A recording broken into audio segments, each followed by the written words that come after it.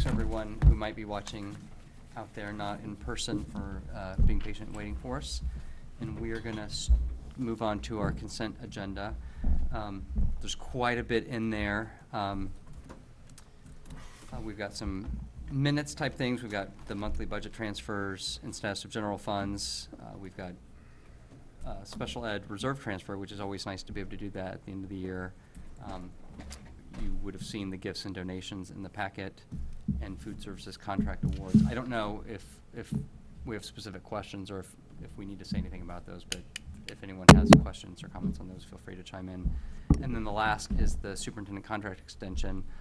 Hopefully you saw the memo that's in the packet that outlines what you all already knew because you were there at the executive session last week, but we are extending Dr. Chu's contract for 2 years. Thank you. And look forward to continuing that working relationship with you and having that done. So if there aren't any questions. Motion to approve the consent agenda as outlined in the June 20th, 2023 agenda. Second. Okay, any last questions on that? Okay, all in favor? Aye. Said it out loud. Okay. That passes 7-0. Next up is excuse me, public comment. If anyone in the room has anything for public comment, or if anybody on Zoom does, you are welcome to either come to our table, or if you're on Zoom, raise your hand in Zoom, and we will pull you in for that comment. And just a reminder, for those who might be on Zoom or on YouTube, we do allow public comment on Zoom because it lets us have that interactive ability. That's not a word. But I will also say that usually the audio and video quality are better on YouTube. So if you're not here for public comment and you want to switch over to YouTube, that works as well. I'm sure some people switch back and forth if they do have public comment. I don't see anyone for public comment, which means we move on to our recognition of our student representative who is not here. So, Meghna, it was great. Meghna. We thought you were going to be here. To your point, I know. we didn't confirm, Sorry. but she had said She did tell us. yeah, that but she would that's be okay. here. But We have something for her. So. we have something for her. She's been a great rep for the couple years. She brought about a lot of really positive things, including changes to what we do with Student Advisory Committee, pushing us on that, I think. And so we wish her the best. Maybe she will stop by at a future meeting, but we know she will do great. I keep looking over at her empty chair. she set the bar very high. She did. I always think had she. incredibly insightful She did. questions and feedback and thoughts to share with us. So she will be missed. Yep.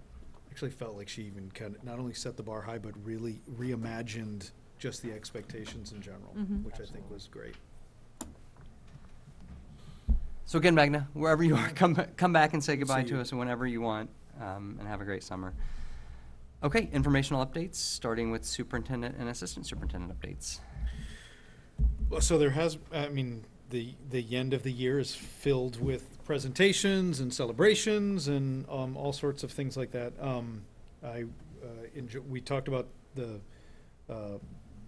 actually working with the students on the civics projects, but then they did their presentations, and then I don't know if any of you were able to go and see the climate presentations or the different projects that exist in Stony Brook. Did a whole museum of environmental things last week, which I thought was really interesting. They had sent us an invitation to it, and I was able to go over with Sue Thomas, our sustainability coordinator. So it was great to kind of walk through that, looking at the different work that the students had, and talking with Sue Thomas about it, because we see all that direct impact that it has even for our future strategic district improvement plan. So I think some great conversations.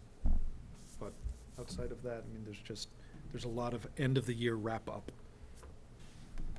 I don't have any formal announcements to share. I just want to wish everybody a happy and safe summer, and I hope the summer days, especially for students and staff, feel longer than they do during the school year, because it feels like just yesterday we were here convening for the first time for the year, and now it's already the end of the school year. So happy summer to everybody.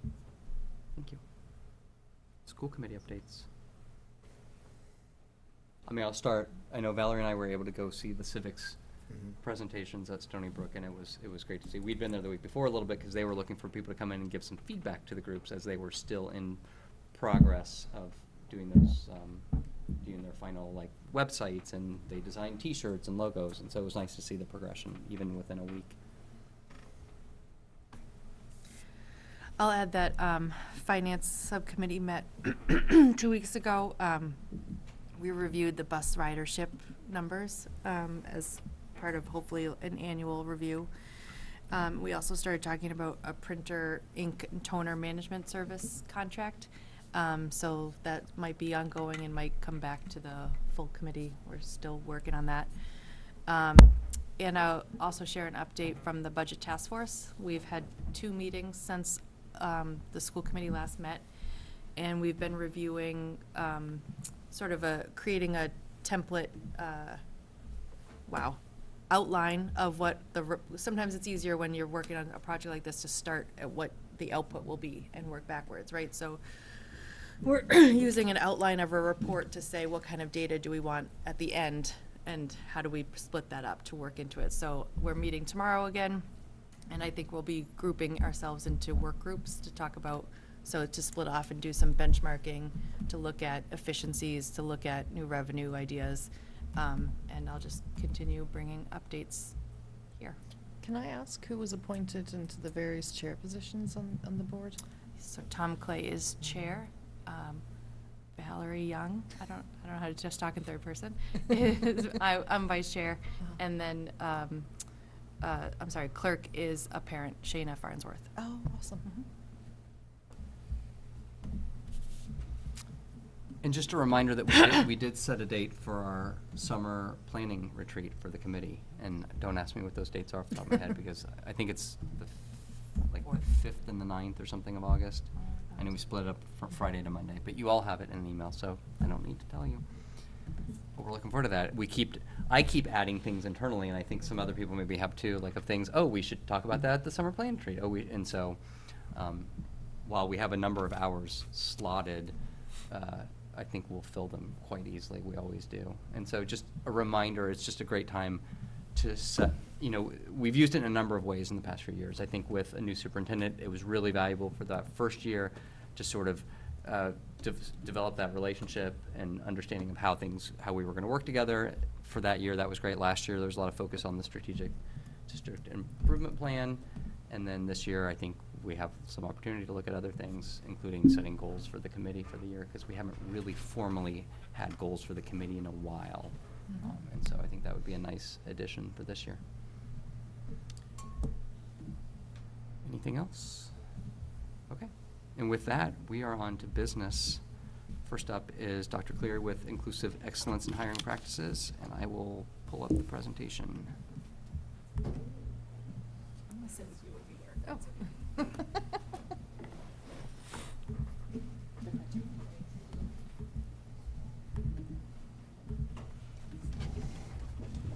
you. Oh, yes, we can see We it. can't see it. We were wondering if we'd be able to see. Oh, can you move that? Thank you. Oh, yeah, that's great. Okay, thank you. So I have here with me Brian Rourke, who is our curriculum coordinator. You all know him, K-12 wellness, PE health. Julie Kelly is our K-2 STEM coordinator. And we have Christine Moss, who's a teacher, classroom teacher at Crisafulli. And this is a subset of the larger committee that did this work throughout the year. So we're here to share the work that's been done. And Christine is going for her certification in administration. So she was looking for hours this year to serve as, kind of an administrator and as an intern, and she has done just that in many areas, but this was one where she was a solid contributor and was very much part of this process. So we're excited to have her. So Dr. Chu and I are part of the Massachusetts Partnership for Diversity in Education, and in those meetings, we are sharing resources. There's multiple districts throughout the state. And Lawrence Alexander is a gentleman who was often participating. He's a consultant. And every time he spoke, we were just so impressed, and we could always find valuable nuggets whenever he was sharing in those broader meetings. So this year, as I shifted the focus kind of from curriculum instruction to human resources, we had reached out to him in the hopes that he could come in and share some of this insight that we heard from him to our leadership team. And he did just that early October timeframe. And the feedback from his presentation was outstanding.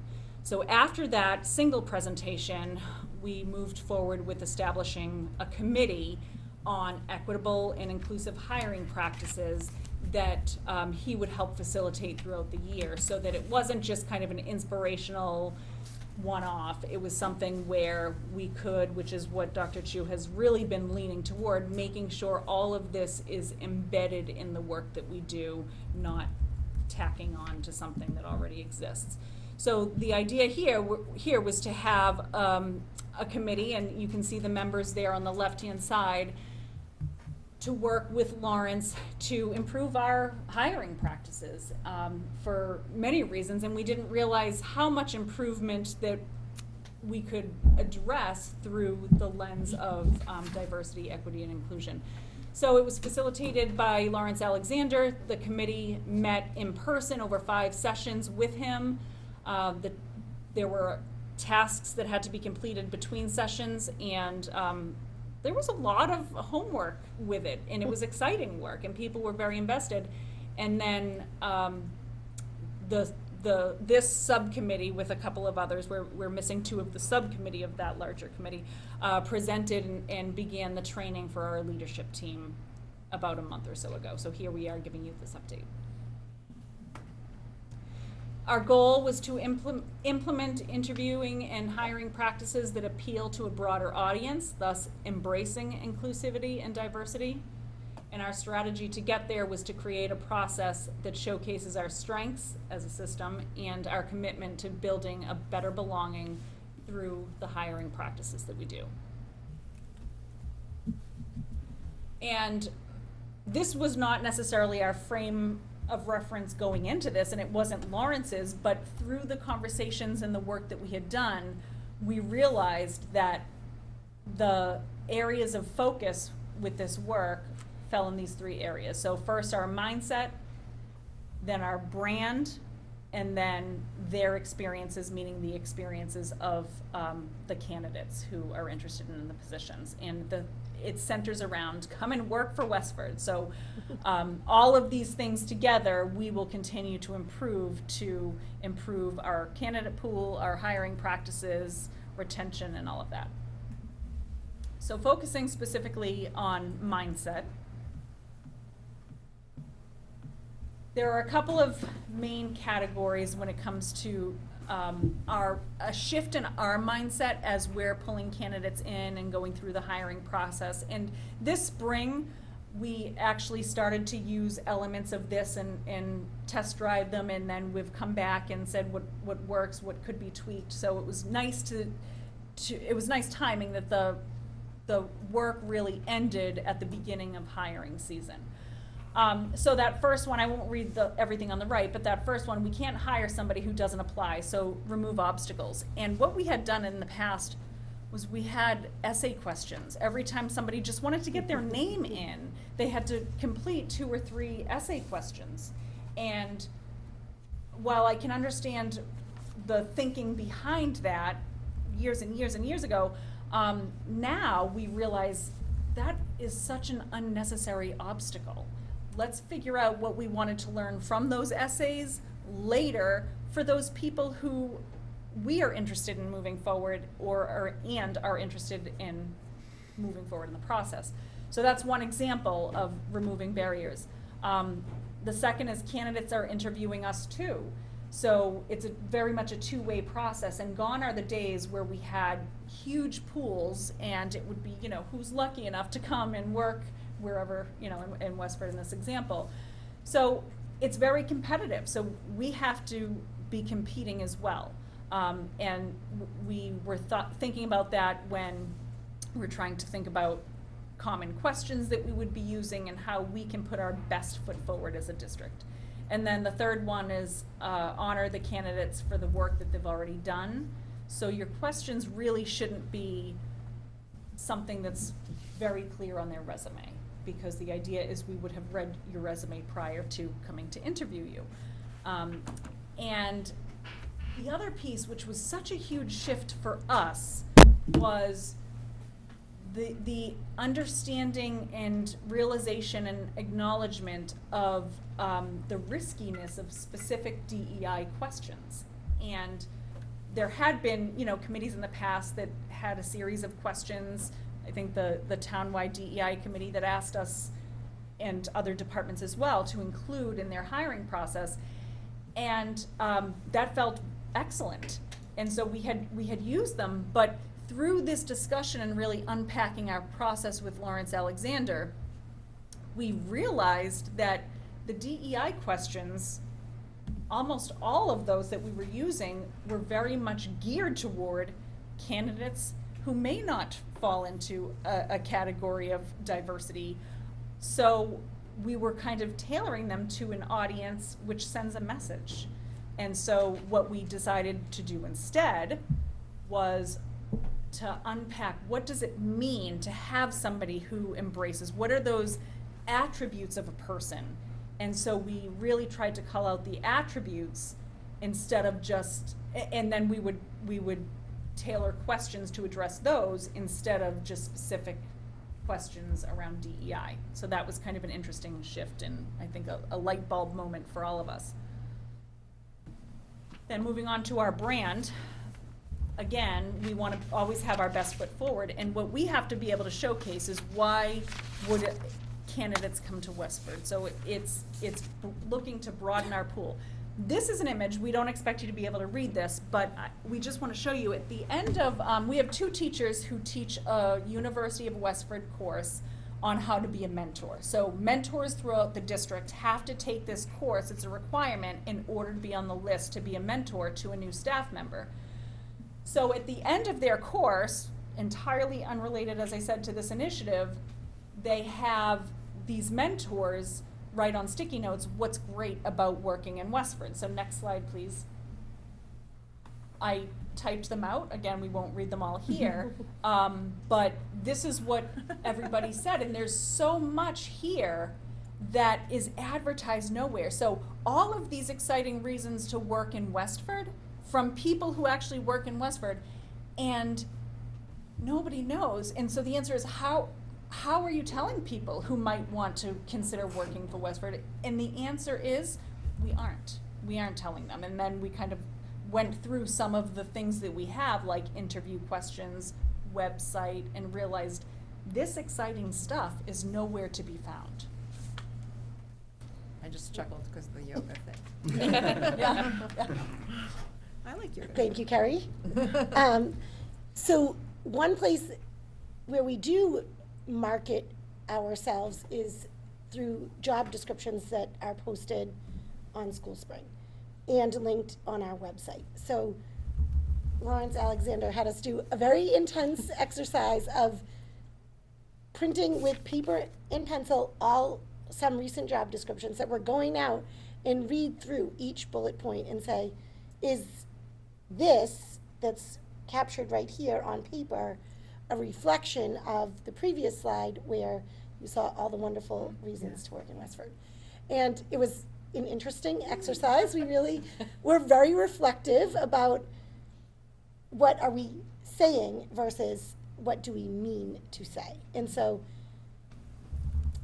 the others will talk a little bit more about different ways where we're also supporting our brand, but SchoolSpring job applications go out all the time. And so we'll show you a little bit of the exercise here and then tell you that right now what we're working on is each time a new job description goes out and is put on to SchoolSpring, we're working together to make sure that all the parts of it really capture the attributes that Carrie was speaking about and just the essence of what does it feel like to be an educator in Westford and try to lure, the best candidates in. So if you just click the first one, this is very dry and rigid. carry out the school's disciplinary code and procedures in a fair and just manner. It is very You had to say it like that. Yeah. tight. And we thought, does this really capture what was said before? So the next says, maybe, something could sound, Yeah. contribute to a warm and safe, respectful environment where students can be their best selves. Yeah. And being your best selves does require having some parameters and, some reminders to get back on track, but it's a little bit more our style in the way what lights us up when we're at work rather than, very stern and rigid. And the next one was provide written assessments, referrals, and evaluations when necessary for students with special needs versus the I option. hope the next one has an Oxford comment. I'm just gonna say, I'm sorry. I didn't type. I like the Oxford commentary. Okay, so this one captures all students, not a specific subset, but we want all educators to be enthusiastic supporters of the students with different varying learning needs. And another one, participate in IEP meetings as required. That is a job, that is just part of the job and seemed unnecessary, but we could make it more reflective of the way that we think and act by putting something like this. Partner and communicate with families and specific staff members to best meet the needs of individual students. So this is our goal. We are working on it. It is really hard.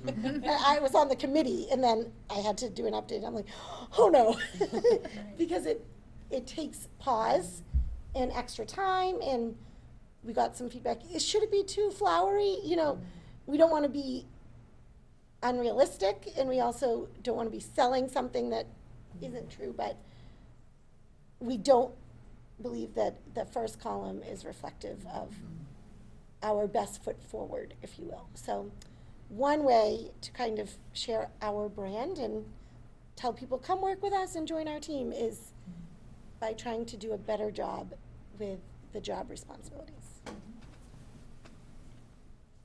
So this next one is our brand, and you can click on the middle school one right in the middle. We'll have one for elementary, middle, and then WA, which shows the progression of schools from the K-2 to the 3-5, up to the 2 middle schools, and then into our feeder of WA. And again, we don't expect you to be able to You- read yeah. it. This is just showing you the format that each one looks similar. And at the beginning, it starts, and if it's very tiny, you can't see it in there, but it does say in there, we have 2 schools serving the students for grades 6 to 8.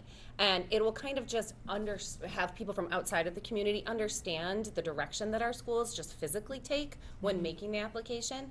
And then turning to the Join Our Team section, you'll notice there's 5 bullet points in there. And those 5 bullet points will then match forward with this. These are the bullet points of what we're looking for educators who embody our values and our beliefs here in Westford, and they will match with our universal interview questions, which Brian will speak to coming up. So they kind of all tie together. As you scroll down a little bit more, we talk to, again, what we believe and who we are. Then we have our 2 schools, and there's a small little blurb, one about Blanchard, one about Stony Brook. And I'm sorry, the what we believe in who we are, that's taken from the strategic district Yeah. Yes. improvement plan. Thank you.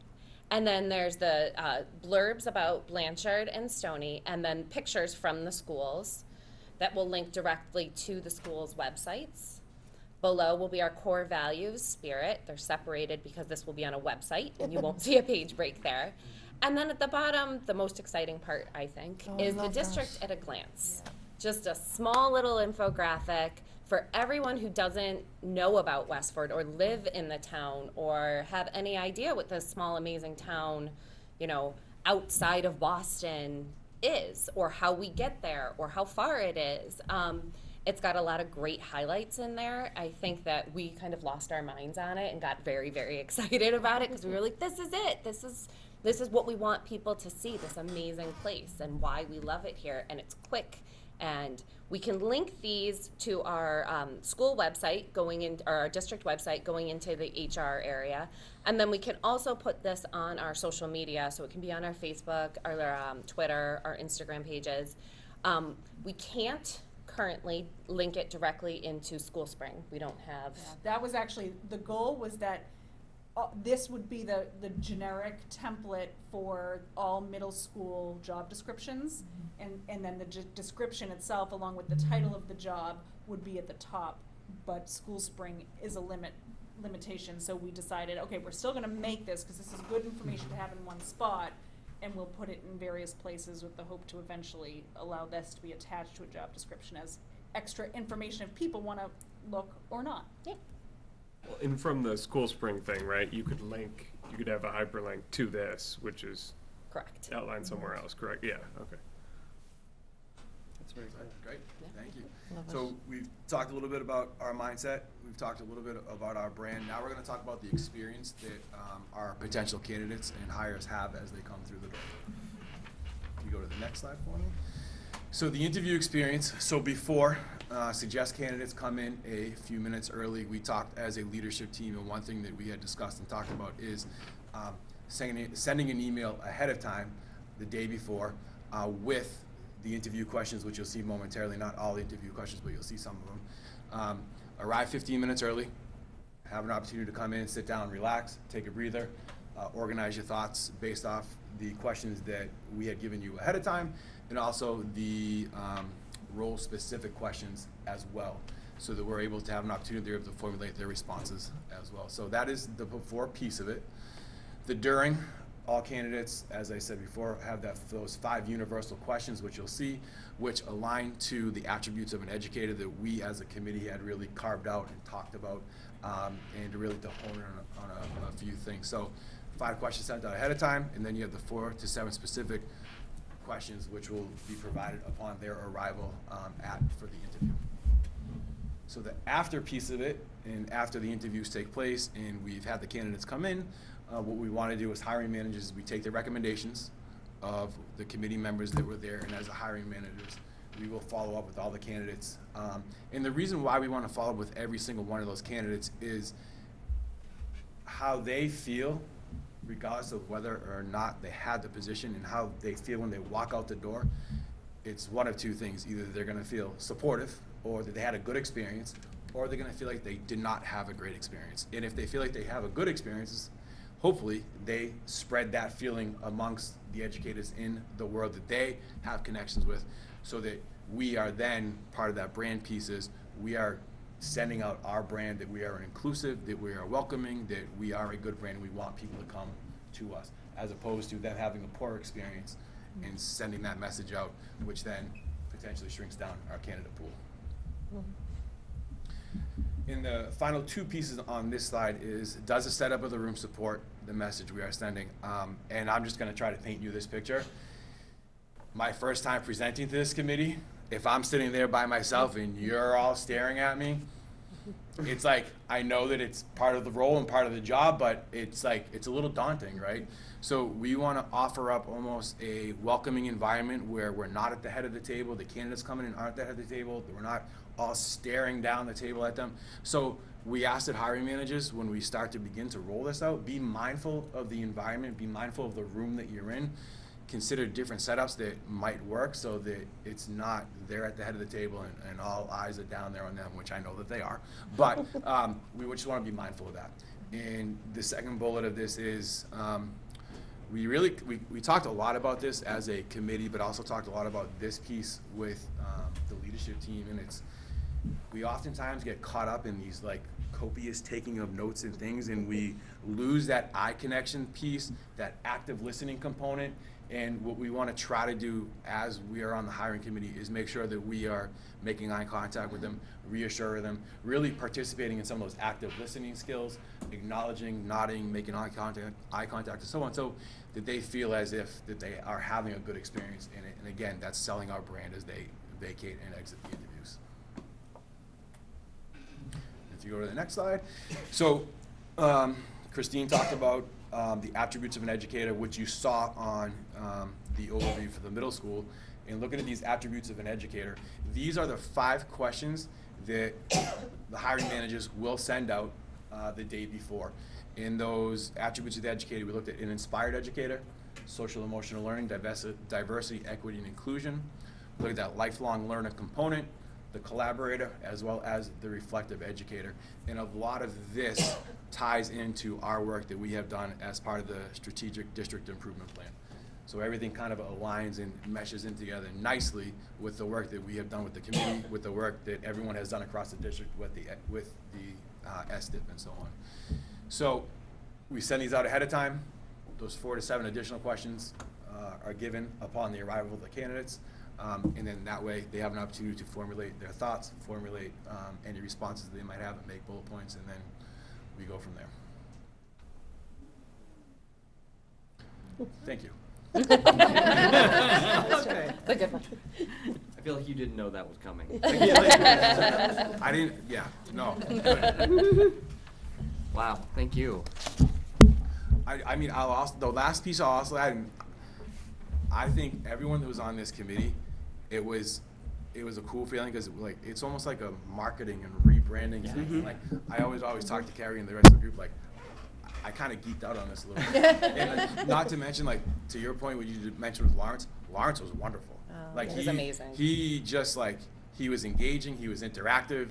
He was honest. Honest, yeah, like the looks he gave us sometimes and the comments he said to us, like I don't know, it was just, everything was great, and I look forward to the future of this and how we can unfold this and really make this part of our DNA, so to speak, as a district. And we wondered at the beginning if this would help us, because the candidates who come to us from School Spring, a lot of times, there isn't a whole lot of diversity in terms of the applicants.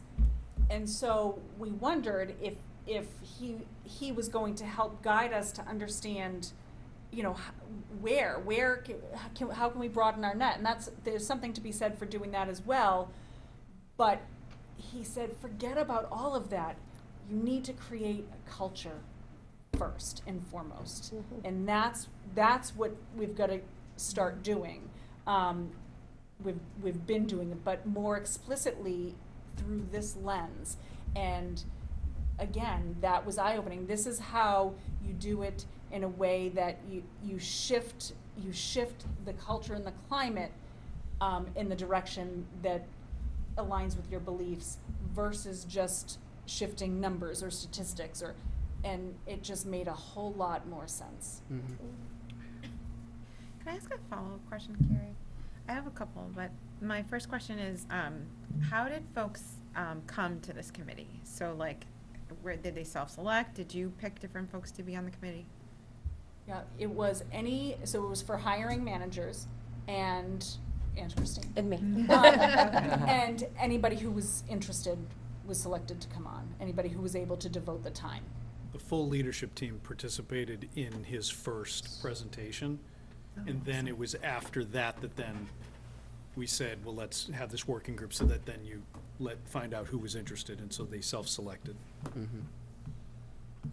Because one of the things that I'm thinking is like when, today I participated in a DEI thing with my own team, and one of the things that came up in the conversation was that when we were interviewing someone for a position, there was, I don't need to go through the whole story, but essentially one of the attorneys said that I had, when he was thinking about a candidate, that I helped him see it in a different way, right?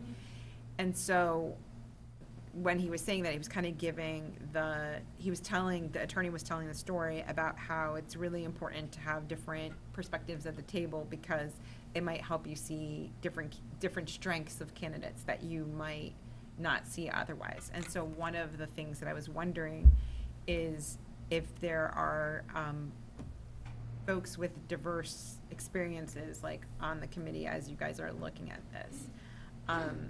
And one of the things I was looking at is in your DEI question, it says everyone learns differently. And that definitely gears the question towards diverse learning styles and less around other aspects of diversity. And so if you just asked the question, can you describe how you would make the space, or I forget, I'm sorry, how, if you describe how you'll make this a place for all learners, it will give a more broader definition of diversity than learning diversity. Not that that's not important, but I think it'll give you like a broader perspective of all the ways that they would. That's fantastic. And these are continuing to evolve we just were interviewing for the director of special education and social emotional learning, and we adapted some of these to still target the category that was intended, but wordsmithing. So I do see as more input, and so people around the table for that committee was able to share in. So there'll be continued follow-up to continue to evolve and adapt these. That's great. Sometimes, like you said, you think you're asking one question and then you're like tweaking something and you're directing folks towards a different question, which is, it might be the question you're looking for, but it's a little more narrow. And then people can sometimes surprise you with their answer. Right. Good. Thank you. So how do we actually create, for example, you say, create like inviting, like warm rooms, all that stuff. Are all the candidates going to the same room, or they go to different buildings based on the position they're applying for? They do all go to different buildings based on the position they're applying for. So the hope is that there's just some attention given to the setup. Is that what you're talking about, the physical setup of the room? Yeah, right. Yeah, it will vary, and size of committee varies. As a matter of fact, going back to, just because we just did it so it's fresh on the mind, for this director position, there were 12 committee members. So we're like, there's just no way that you can set that up that just feels like, oh, you're just one of us. But even, and it was actually this type of setup, but there was one interview that we had a year or two ago, and this table was back there more, so it was kind of this huge distance. So physically moving the table forward, so it felt a little bit more like they were part of the group, is a small step, but at least we were thinking in that direction. So it definitely varies. And we also talked about the second bullet, kind of going with that, about the eye contact and the being an active listener. And so that requires just thinking ahead and partitioning the time between candidates, so that when a candidate leaves, everyone can then put their head down and, take those notes that are fresh on their mind before the next candidate comes in. So we can honor what was said and capture that, because you want to write everything down. So just partitioning like the time as well as the physical space to make sure that all of that environment is kind of captured. Do you all have like ranking sheets or like grading forms that you use when candidates come through? That was not at all part of this process. One of the, and actually people do use it, and we've actually had committees where some people choose to do it because that works better for them. The issue with using that more universally is the first candidate is, you're rating them relative, even if you have a rubric to describe, you're relative to the unicorn of a candidate, right? The perfect candidate, and then the second, the third, that's relative to the first and second. So your scale constantly changes. So we've just found that there have been times I used to use them consistently, and some people's numbers didn't play out, but we're like, no, that one was number 2, but we really like this one the best. And it was just because of the order. So that had been a challenge. So I actually just will give it as an option if somebody mentions it, but it hasn't been a normal practice. I had a question about, I think it was the slide about the interview process and how you're following up with candidates. Can you talk a little bit about, is there a follow-up for applicants? So I had a friend submit something through School Spring and never heard anything, good, bad, indifferent. Yes. And so I'm just wondering if some of this can be extended to, like, I love the emphasis on once you come in and like, here's to come to work for us, but are we also following up with people who have taken that step to make the application, and are we sort of wrapping around to them? It's a great point. The conversation that we had here was the actively like sharing out and how you do that. So I tend to send a letter that says, feel free to contact me if you'd like some feedback. and I have a lot of people who follow up with that, and good for them. Though we're looking to fully automate the process of getting an interview through Power School. Oh, okay. We've been starting the training this year, and everything, scheduling, interviews, all of that will be automated, so the people who don't get it, you can create a standard letter or blurb that goes out, you know, thank you for your interest at this time, Right, because whatever we otherwise, say. especially with School Spring. a lot of that. Especially with School Spring, it's not like you're sending an email to someone. Right. It's Yeah. like a black box, right? So if someone doesn't hear back, it's kind of like, did the system eat it? Did they actually see it? Yeah. Yeah. So. It's also interesting as to how, like, we are using School Spring, but School Spring is also connected to Indeed. Yeah. Yeah. And because School Spring, if people have a School Spring account, it will tell them whether it's been reviewed or whether it's been seen. It's not what you're talking about, which is a nice thing Yeah. saying thank Right. you. Right. But I do wonder if get an some of email. our positions, they could come to us and not necessarily through that same avenue, like we see it in School Spring, but the person might have done it. So I think centralizing it through Power School might be helpful in that vein. Yeah.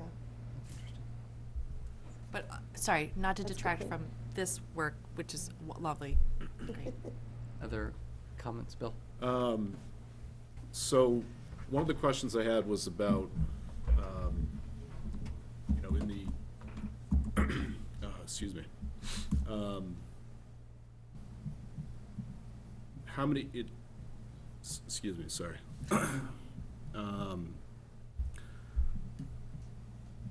With regard to the number of candidates that a school will get and collect, what does that typically look, how many candidates?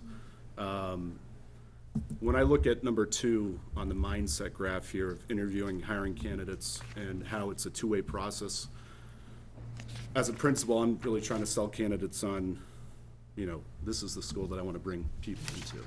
So I bring them around the school, I bring them around, and I don't know how much time that's allotted to hiring managers or the committee, but thinking about, is the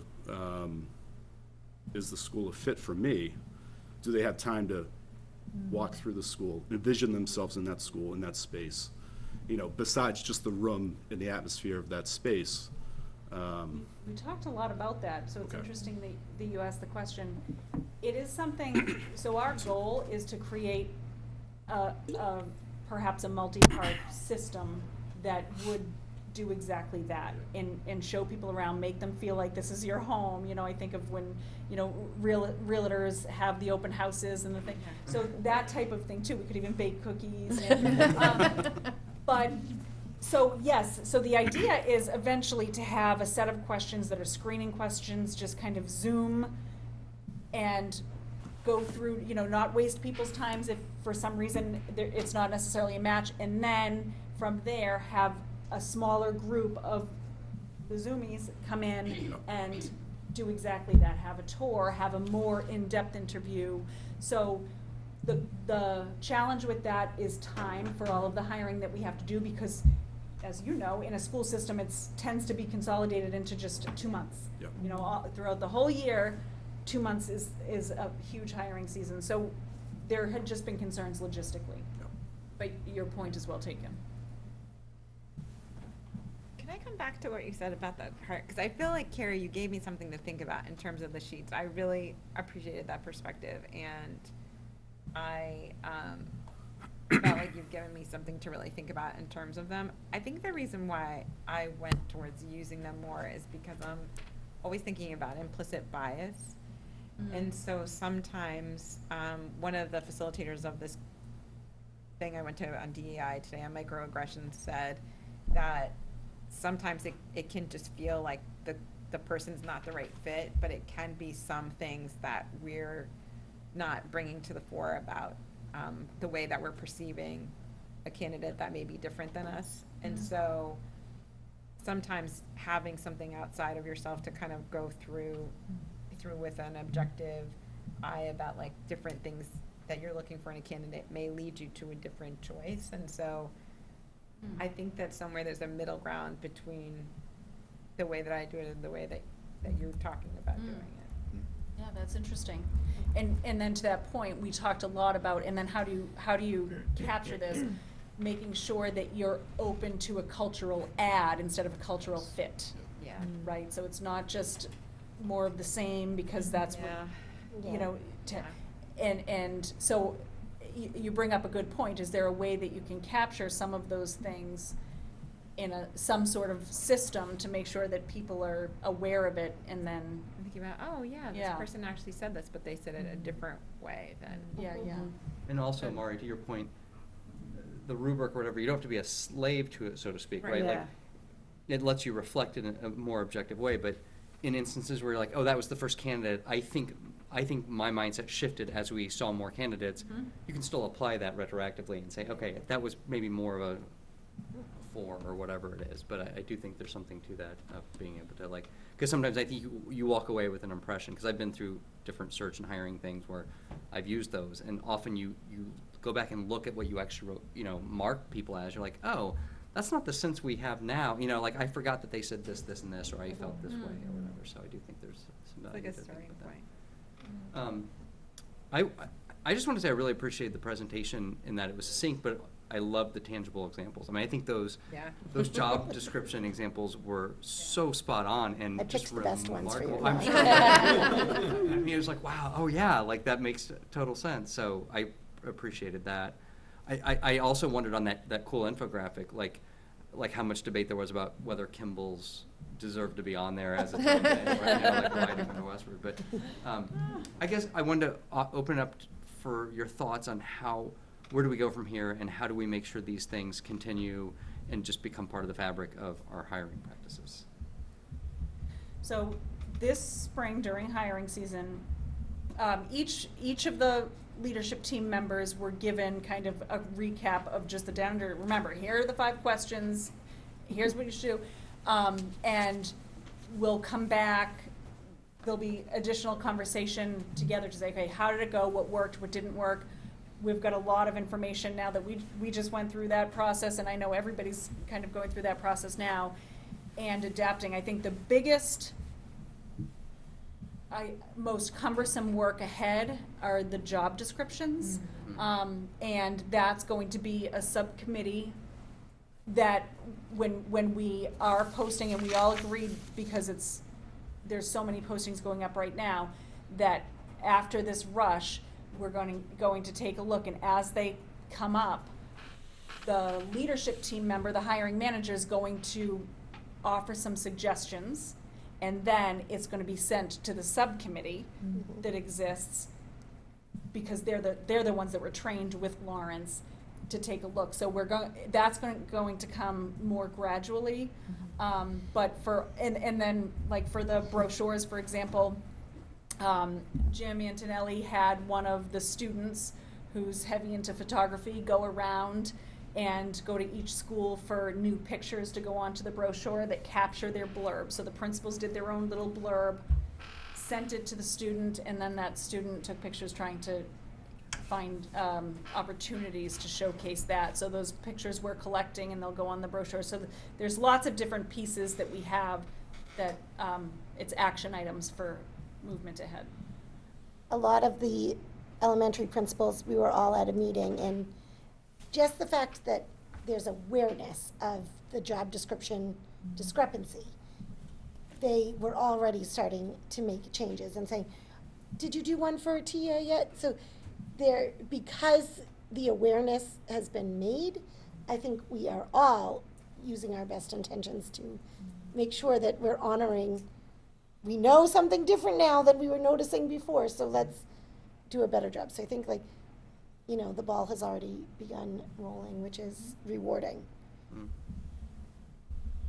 Well, we're grateful for the time. You clearly put a lot of time in, and your passion about it is evident too, and so that's exciting for us to see, and we appreciate it. Thank you. Oh, Catherine, I'm sorry. No, you're fine. I know you're just about to sign off. I just wanted to say, based on the questions that you guys put together, I got to see them in action for real life last week, and I have to say,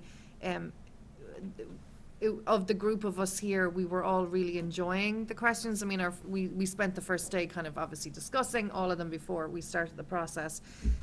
But I think actually the candidates, you know, enjoyed the questions too. Like they would often throw in a little like, you know, oh, that's a great question or whatever. So I saw your work come into fruition last week, and it was really worthwhile. It was a lovely way to phrase some questions or to be more thoughtful in answers. So thank you for that. It was awesome. Awesome, thank you. Thank you. Thank you. Thank you. Good to see you guys. Stick around if you like. Leave if you like. We got some pretty exciting things coming up, but Do we not have like the golden envelope? Isn't it the next thing? The big announcement, the Oscars. Oh, the Oscars, right. Mm-hmm. So If you're Carolyn watching and us- Aaron, you're up next. If you're watching us on Zoom and you know of somebody who's trying to watch us on YouTube, we are not actually live on YouTube. There's an Okay, issue right now with YouTube Live, so Oh. we are on cable, if that is an option for you, or Zoom, which is the same link that's been on our agenda, so. or come on down. It's not too late to come on Yeah. down. That's true. Get a hefty agenda. We'll be here for that. We welcome Aaron. Sorry, I just blanked on your last name. Hogan. Yeah, I know. Hogan and I was Carolyn like, McHugh. Hughes. I had McHugh and Carolyn McHugh, our ELA curriculum coordinators, to talk about their recommendations for our new ELA curriculum. So that's very exciting. And I will pull your. Oh, did I already bring it up? Nope. Yeah. Pull your presentation up. Very excited for the big announcement. Well, I can start before this comes up just by saying thank you so much for having us back. We're really excited to share updates on how everything has been going with our piloting. We've had a really incredible and really busy few months piloting both Wit and Wisdom and EL education. Our piloting teachers have been amazing. They've put so much work into this, and they've given us really, really, really incredible feedback. So with that, we feel like we're ready to make a recommendation today. Great. Yes, so in terms of our agenda for today, we are excited to share some pilot updates, pilot timeline updates, as well as sharing some of the survey results from our piloting teachers, and of course our recommendation for which program to adopt and our rationale for that, and then to share some pricing. Oh, sorry. Did I jumped You're around. one ahead. Yeah, so here we Throw have your fingers back. our piloting timeline. So in early March, we did our launch PD with the publishers, and then piloters of both programs, Wit and Wisdom and EL, started March 13th, teaching both programs. Then we had a Q&A 1-hour session with the publishers with both programs, March 22nd and April 14th. And then on April 26th, Erin was invited to speak at the day school SAC meeting. We then had our midway check-in with the whole group, all the piloters, on April 27th, our final whole group meeting on May 24th, and then on May 24th in the evening, Erin and I were fortunate to present at a CPAC meeting where we saw some familiar faces in this room. Then we were also really grateful to be able to go on some different site visits. K-5 teachers as well as literacy specialists came as well. We got to see Wit and Wisdom and EL in Clinton, North Middlesex, and Tewksbury. In Tewksbury, we actually saw EL and Wit and Wisdom. So some of these districts were piloting at the time, some had adopted. You can see that Tewksbury has now adopted EL, along with Acton, Boxborough, and an increasingly long list of other towns there, and more. So we're excited about that. So on May 24th, we had our final pilot meeting. So all the teachers who piloted, in addition to our literacy specialists, all got together to give us some final feedback. They also filled out a survey at the end, and we asked a few questions. One question was, the program I recommend adopting is. So you can see that we were really split. So 39.4% chose Wit and Wisdom, same for EL, and then we had 21.2% who were comfortable with either program. The good thing is we also had them give some narrative feedback as well, so they gave a rationale as to why they were choosing what they were choosing, which Carolyn will speak about in a bit. So with this, we decided we needed to do some more analysis into the data, and we also met with the publishers of the programs again, and we were lucky enough to communicate and meet with districts who are in a similar decision-making process as us to pick their brains as well. You also shared with me that you were able to dive in and realize that it wasn't just each group picking their own. Yes. And then somebody, Interesting. like, it was a little bit of crossover. There were some people who chose what they worked Other. on, but some people chose the other one based on what they learned from the other people, Yeah. and then some were either. So I thought that was interesting when you shared that. At that final meeting in May, teachers presented a slideshow on the pros and cons and what they liked, and they shared some sample work with teachers, so they did such a great job with that I think it swayed some people one way or the other as well. Also in our survey, we had teachers rank the program that they had piloted in 4 different areas. So you can see it's text quality and organization, classroom tasks and instruction, accessibility for students, and usability for teachers. Those categories came from the Curate rubric, which, if you remember from last time, was one of the sites that we used to vet the curriculum, the different curriculums. So that stands for Curriculum Ratings by Teachers, and it's something that DESE uses, and it's Massachusetts specific. So teachers were familiar with that rubric. We were using it throughout the process, and it also outlined for them what fit under each of these categories so they could make an informed decision when reading.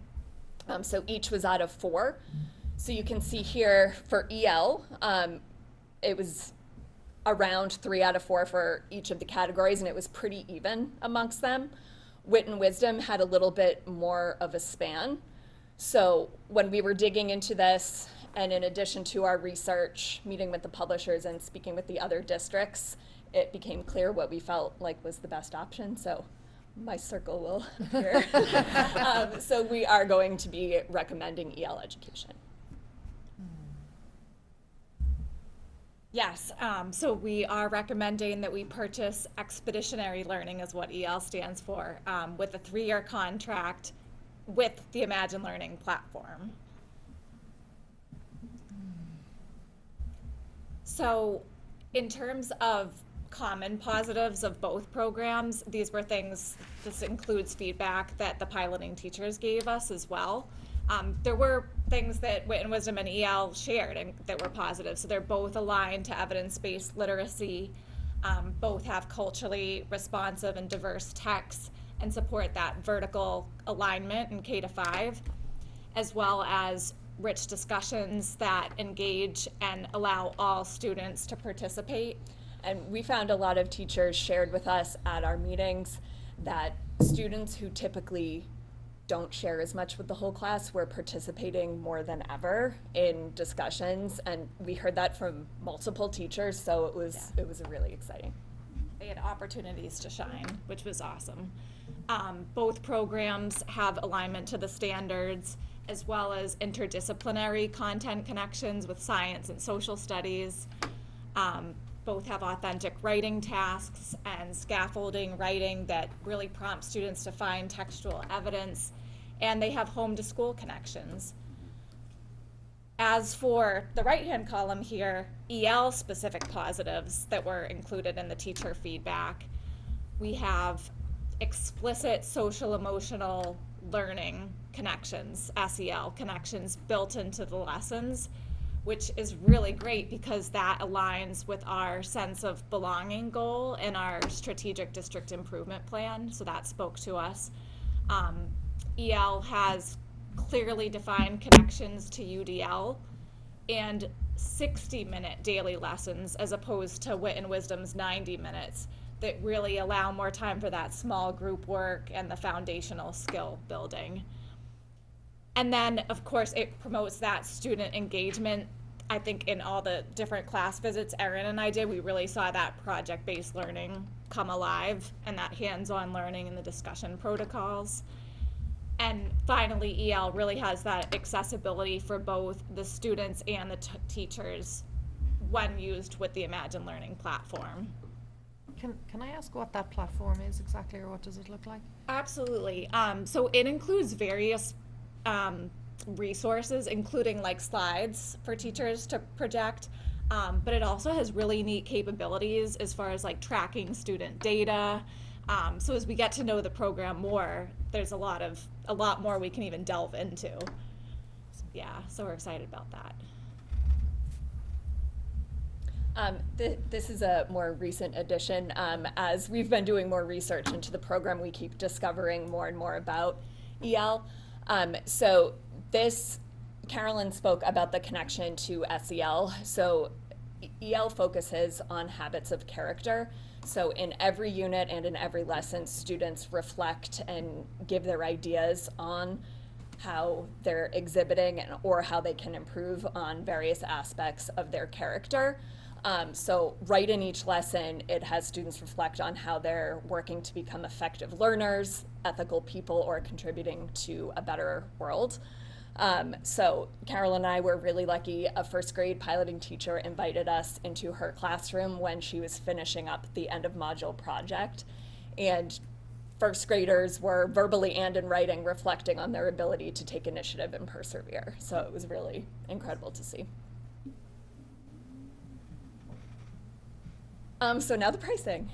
So Carolyn had mentioned that we are recommending purchasing the EL print materials for teachers and professional development so that we're trained effectively. And then also a 3-year contract with the Imagine Learning platform. As Carolyn said, we've discovered through this process that the digital components for teachers and for students is something that really makes the program itself a lot more robust. And we were able to see it in action on our site visits, and the teachers were really excited about it. And so we were able to, really for only like 2 or 3 weeks, let them try it out, and it was a complete game changer. Everyone was completely sold and very excited to move forward if EL was the choice. So we have shifted a little bit in our thoughts for rolling out. So next year, grades 3 to 5, all teachers and classrooms will fully implement, hopefully, EL education.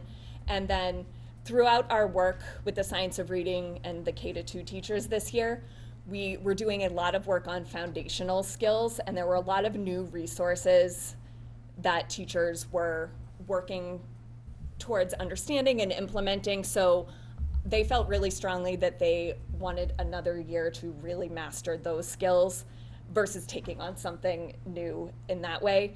So what we decided to do is have some K-2 teachers, I think there's about 15 of them, be ambassadors next year, so they'll fully roll out with the 3 to 5 teachers and then assist when the remaining teachers on board the following year. So pricing for the EL print materials and professional development in year 1, which includes the grade 3 to 5 teachers and the K-2 ambassadors, is the $285,000. And then the Imagine Learning platform, it came to $82,000, and that's because it was for 3 years. So it's about $36,000 a year. The one reason why we're suggesting a 3-year contract is you do get a discount when you purchase multi-year contracts. And then you can see for the second year, there is a cost because we're onboarding the rest of the K-2 teachers. And then when we get to year 3, there would be no out-of-pocket costs because we would still be within the 3-year contract. There. Can you clarify the contract, the 3-year cost for the contracts? Because you have the $82,000 under year 1, but then you have a $35,000 under year 2, and I think I'm not understanding. Fewer people. It's about the way in which we're rolling it out. So the first year, it would be all 3 to 5. Right. And the K-2 ambassadors, and so then all of the pricing in that next piece is based on the number of classrooms that would then be added, is that correct? Right, they do it by the number of students, so we had projections based off of this year's numbers, but it would be the remaining classrooms that didn't fully implement next school year. So is the 82 for 3 years? Yes. But for a certain number of classrooms? Right, so they sell the license by students, so it would be all 3 to 5 students and the students of the K-2 ambassadors. But we're paying it up front, or Right. not, or whatever, okay. Right. And then I noticed that 36 times 3 is 108,000. And so would it be 108,000? Well, no, so we were getting, our new quotes have been coming in, so like we had adjustments even since we shared Okay, so our it's the 82, presentation okay. with for the packet, for your packet. So this just came in on Friday, so it's the 82,000 is what it would cost for the full 3 years. And is this 35,000 just for 2 years then, because it's year 2 and year 3? It would be 3 years for them, so we would have to renew the contract for the initial teachers in year 4, and then for the year 2 teachers in year Okay, 5. thank you. But the renewal is only for the learning platform. It's not for the It's not for for the the printing materials. material. Right, just for the Imagine Learning. Okay. Correct. All right. So the print materials and the professional development is a one-time cost. Okay. And at that point, once everybody has been onboarded, it might be possible then to renegotiate and have everything together, and it could even bring for the next contract, Sure. bring the costs. It will just impact the costs. Okay. This doesn't, replace something else that we have a subscription for, correct? You know, sometimes we like, Right. you know, phase We're not a actively paying subscription. for any ELA No. curriculum right now, right? Right, so this would be a new An recurring. additional- Right, there are some reoccurring costs that this may replace, but we're not sure. So one, for example, Handwriting Without Tears, that's a consumable booklet. Actually, the OTs are saying, you know, don't get rid of that, don't let that replace, but there's a list of things, so we may not do that, but there's a list of things like that that we'll see, does this in fact replace the need for that other thing? It's That's not to be obvious yet. determined, but Okay. there's not a clear one that Got this it. is out and these are in. Yeah. Great.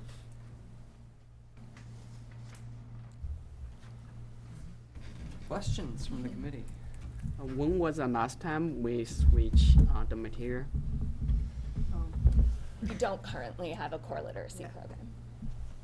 Okay. Yeah. They've So, made so it this is the It's been this is home- the it's been this is the new homegrown. program. Yeah. Yeah. Okay. It's been homegrown, so it has been piecemealed, and so consistency is a concern, and it's under the old model of balanced literacy, which has now become outdated due to the science of reading. So, yeah, we haven't done this, I don't know if ever is accurate, but certainly before Right. my time. And it could be ever. It might be ever. Other questions? John? So I have a question. So since we haven't used a program like this, does that mean that there's variability from school to school, really, and now this is being done? Yeah. Okay. So that's always a concern of ours, right? Like, and that goes consistently with the STEP, which is that we love that the schools are each unique and offer a slightly different experience, but you want the education to be the same across the 9 schools, depending on what track you end up, right? So, okay. That equity piece for sure. Yeah. Can I ask, did you connect with Amy Bailey at all with LPAC? I'm just curious as to how she, or if any of the ELL teachers, I should say, regarding their thoughts on this program for ELL, or hopefully, I think they were saying now MLL learners. And so I'm just curious if there was any dive into that population of our students. We haven't connected with Amy Bailey directly, but we've spoken a lot with Magali. Okay. And how we can make sure they're part of the professional development as well. We also met with the library media specialists who really want to be a part of it as well. Awesome. And something else that we didn't actually mention is there are very explicit supports for multilingual learners or ELL learners within EL as well. Oh, awesome. And I think it's really helpful for the ESL teachers to have like that clear scope and sequence Yeah. that is currently maybe not as robust as it could be. So I think they'll be really Yeah. grateful for that. And they move as well between some buildings and everything, so Right. nice having Right, the so- same program in every building. Our special education teachers are excited as well because they often have students in their classrooms from different homeroom classes who could all be doing different things, so it's hard for them to support and now there'll be more consistency there as well. And obviously, it's all based on the science of reading, kind of, and which for students with dyslexia, and that's a huge benefit for us. So, And just to be clear, I don't think it's been mentioned yet that I think in terms of Dr. Chu's funding for this, the recommendation is that it is with one-time funds. So this is not like in addition to the operating budget. yeah. The only thing we'd be reviewing then is in kind of 3 years. It's whether we keep the digital platform Correct. with it. That's right. And Yeah. that, I think that conversation would be with Magali and the coordinators around prioritizing the Yeah. many different subscriptions we have. Yeah. Do you ever get, just on that point of subscriptions, do we as a district get feedback in terms of the usage out of them? Is there, a dashboard that allows you to see, how much time teachers use it versus students, et cetera? I mean. Yes, we review that annually as Yeah, we're okay. rebuilding the budget. Yeah. And a lot of them do have the dashboard, so it's really easy to Some- see. The ones that don't, the coordinators actually poll the Oh, wow. teachers Oh, wow. to understand how much it's being used. Okay. Awesome. Can you speak to the, how this fits into professional development scheduled for next year? We're very lucky in that professional development for K-5 is going to be focused on literacy next year. So all of our full-day professional developments, our early release days, will be devoted for 3 to 5 and K-2 ambassadors on training for EL education, and then curriculum meetings as well. And then the K-2 teachers, do you want to? For K-2, yeah, we're making sure everyone's feeling comfortable with the foundational skills piece. So tying up any loose ends with, using decodable text, making sure people are feeling comfortable with the UFly resource that we have, sound walls and so forth. And then as the year goes on, starting to, front load the language comprehension piece. This is where we're heading, so that by the end of the year, we can perhaps even at the May full day, kick off some of the ELPD for the next year. Great. And would the reading interventionists be included in this professional development? They're attending all of our full-day professional development, so yes. Perfect. Other questions, comments? Excited. Thank you so much. We feel the excitement from you and hopefully from the teachers who piloted it, and it sounds great. And what's that? Yeah, that's what I was also gonna say, the one thing that struck me, the habits of character part, which I just didn't see coming, and I thought that was, talk about our goals and our sense of belonging, and to see that integrated in, is fantastic. So, thank you. Thank you. Thank you very much. They don't want to leave until you vote. I will entertain a motion. I was Yes. about to say, they don't trust us. What if we want win wisdom then? What if we just decided that? Do you Right. want to put up the number thing? Or I'll go with. Motion to purchase print materials and professional development and 3-year contract for Imagine Learning Platform from EL Education Program. Yeah, Second. well said. Does that sound good? Yeah. Okay. Catherine with the second question. I have a question, is our motion is to approve the recommendation, but we don't have the fund ourselves from this committee or from the school system, is that right? So is the motion to approve the recommendation or approve the funding, because we don't have the funding ourselves? We have to go through some process. What process? Well, I for don't next know. year we do, right? Oh, Next okay. year we know how we're gonna cover that, and then just like with any curriculum that we're signing up for, you're right that future budgets will have to work it into the budget. I mean, we are signing up. to So do that. this is already built into the budget? You are, so yes, so we're using school choice funds to For pay this. for the. The to pay for recommendation, the- Alright, sorry. okay, Yeah. thanks for- Sorry, he said that, you're right, I should have put that in the motion. Right. Using is- school choice Right, funds. and Yeah. technically, you're right, though, I think it's supposed to be, Capital. somewhere in there, you're responding to a recommendation, Mhm. Right. Okay, I think. wow. I'm just gonna start over. I don't Okay, know. you wanna, that's fine. You'd be approving the recommendation to, Motion to approve the recommendation to purchase EL education, print materials, and professional development, and a 3-year subscription to Imagine Learning Platform. Am I going too With specific? funds from, With funds from school choice. yes. Utilizing school choice funds. There you go. Well done. Anybody? Okay. Second. Catherine with a second. Any last comments or discussion? All in favor? Thanks for coming to. Okay, that's 7 now. Thank There we you. go. Thank you. Thanks for all your work on this. Well done. You got it in just as we finished last week. That was a lot. Lightning Should've speed. Put some thought to that. No, that you nailed it. Nailed it first time. Yeah, you did. Okey dokey. Okay, 8:10, we have Phil Pinelli here from SMMA. Good night. Thank you. To do a check-in and a wrap-up of sorts for this school year at least. Jeff Goodwin as well. And Jeff Goodwin, please come forward. Jeff, yeah? Do you need that? Or you have it? I have, I'll pull it up and we'll just coordinate.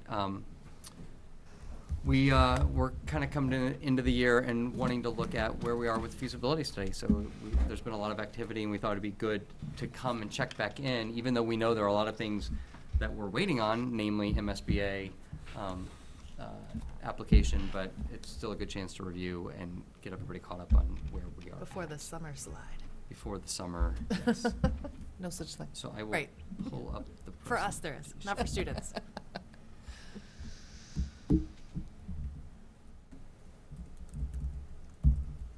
Anticipation. It'll take, you know how it goes.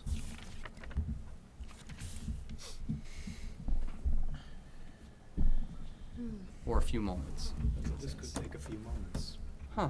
It's converting. I think it's converting it, right? Yeah. From PowerPoint to Google Slides, probably. Because I have a Chromebook, so. Feel free to, fill the time. We could do some banter or, how was your drive? There we go. I have the same, I have a frustration when I get Google Docs Right. because Yeah. I'm not accustomed Yeah. to them. so- Completely. Look at this, we're getting close. So it's good to be back and be able to report into you all on where we are, nearing the end. And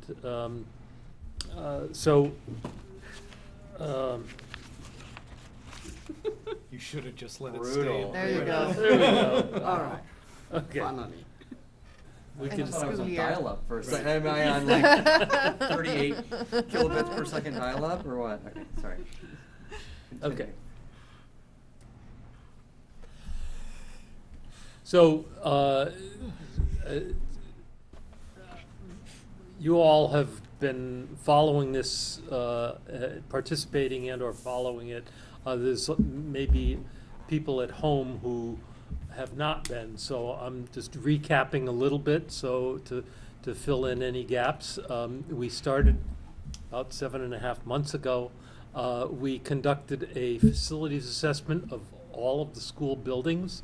That was engineers for all disciplines and architects to look at the condition of the physical buildings.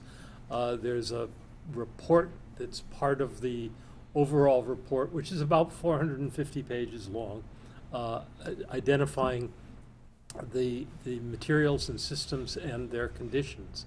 And an outgrowth of that was an identification of capital maintenance items that are in the format that the town uses for capital planning. At the same time, we were conducting an educational facilities assessment, which is the ability for the condition of the buildings as they are able to respond to what we refer to as next generation learning. A lot of people call it 21st century learning, of how they can respond. And so there's an assessment for each of the buildings there. We also developed along with you, long-term development options that include current configuration and alternate grade configuration. And then we paused, and because from all of the information above, we along with Dr. Chu, determined that we had enough information to help you submit a statement of interest to the Massachusetts School Building Authority. Originally, I think the thought was that it would happen next April, and so we sped that up and submitted that on the 14th of April. We have been putting together conceptual cost models in 2023 dollars, and that is both for the components of the options as well as the capital maintenance items. And that's in draft form. About an hour ago, I got an update from the cost estimator, so we may be able to finalize those in the next couple of days. So that's nearing completion, and then the final report is in draft form, draft of a final, if that makes sense. So this is the schedule. These are all the pieces that I've just described, and this is the schedule over the last 7.5 months how we took on these tasks. So looking at the big picture, what are the big picture takeaways of of all of this work? Well, the projected enrollments indicate that the student population, the projection of student population, is going to remain stable over the next 10 years. Although you went through some decline in the previous 10 years, that does not appear to be continuing. And as we went through the buildings, we see that essentially all classrooms in all schools, with only a couple of exceptions of a room here or a room there, are all being used as teaching and learning environments. So where there was the thought that there might be excess room in the facilities, what we've discovered is that's not the case. As part of this, we have recommended or determined that there are 3 schools that are in need of comprehensive renovation and or replacement, and that's a combination of looking at them from a physical standpoint and an educational standpoint, and so those sit out there as needs coming up. The MSBA process may produce the need for a new school. If that's the case, what form might that take? And I'll talk about that in a minute. But if there were building that might be determined to be not moving forward, it would be repurposed within the educational environment. So there are no schools that are seen as being closed as part of this process. A grade configuration is possible, but there are lots of variables of if and when.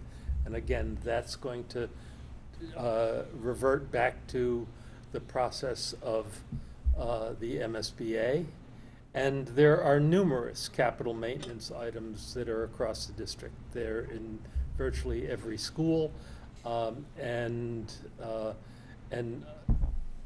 people are aware of some, not aware of others. The order of magnitude is larger than I think anyone anticipated, and we can talk about that a little bit as well. So we've really been focusing on the elementary schools and what happens with that. The SOI for Robinson is in. We'll know about that in the December, January timeframe as to whether or not it is moved into the MSBA pipeline. Assuming that it is, what would be the schedule of it? What would be the design size of it? Robinson is about 350 students. That's quite small in the world of MSBA. So would they ask you to look at a larger building? That's certainly possible.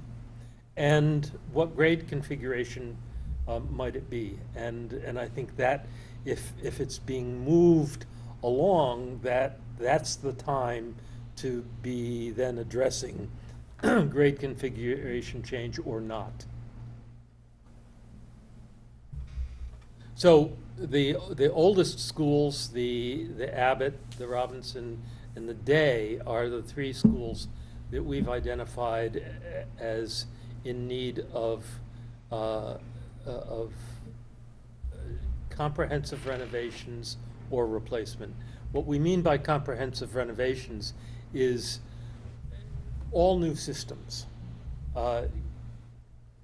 changing of partitions if that is appropriate to get to the right size. So it looks at how the building is configured for the best education. Are all the spaces that we need today in there, and what are their sizes? Again, there was this discussion of personalized learning and social emotional learning. These were never part of what took place when these buildings were built. So the face of education has changed, and the buildings have to change with that. In addition to that, we've identified capital maintenance repairs as in the spreadsheet. That is to say, while we're waiting for the MSBA, are there things that have to be taken on relatively soon, or over a period of time, or over the period of time of design and construction? And so, again, it's a big list that would be, many things would be put aside if it were accepted and moved along in the MSBA pipeline. And schools that we've also identified, again with varying ages, that need more renovations, and again capital maintenance repairs. So there are all your schools, and all of them need to be addressed in one way or another from a capital side. So we've done this a couple of times with you, is to say, let's look at a case study. Let's look at one school rather than try and look at all 9 schools and how is that going to work. Let's just look at one. And so the building replacement size to be determined, timing to be determined, but for a 350 student school, it would be in the range of $52 million. That's part of that would be reimbursed by the MSBA, but a large portion would be the responsibility of the town. If you were to just go through a comprehensive renovation, it would be about $42 million. And the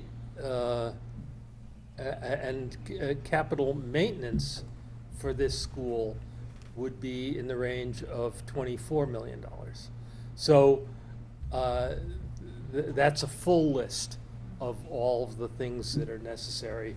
Now, what's not in that $24 million is that when you reach a threshold of 30% of value, that starts to trigger other things.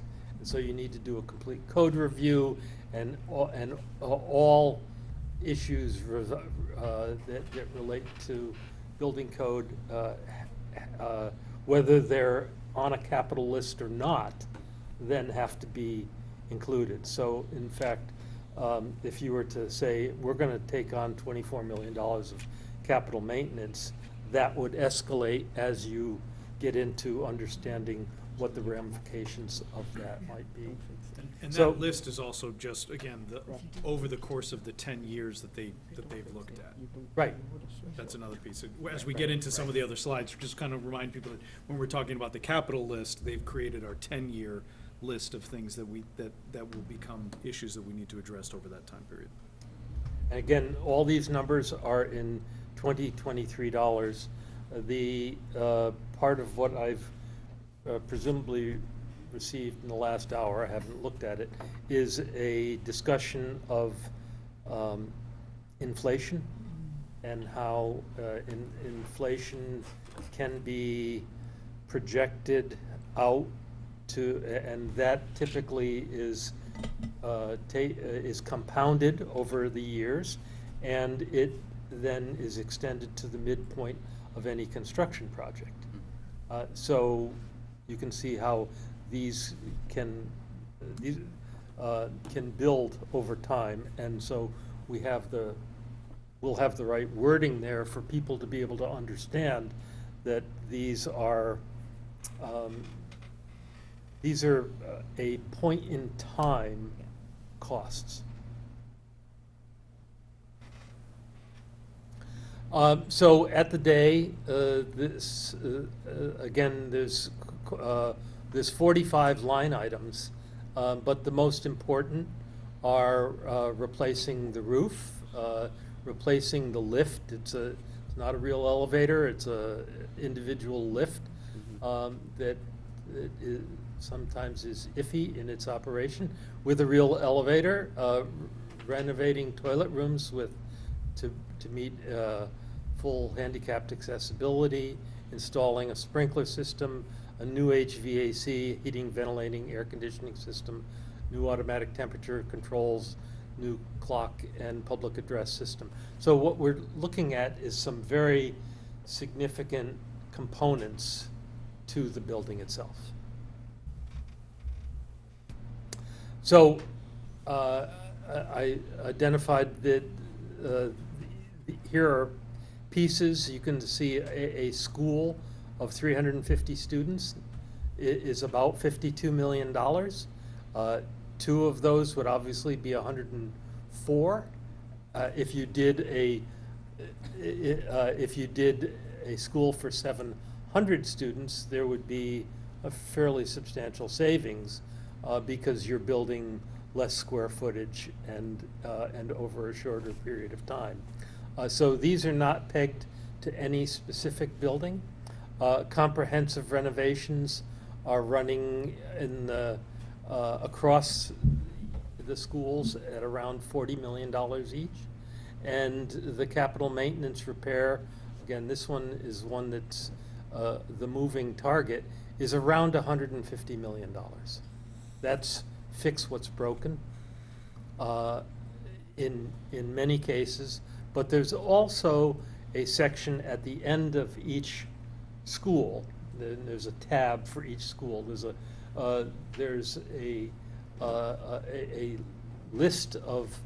short list of items that we felt were important for you to be thinking about that we call optional educational upgrades.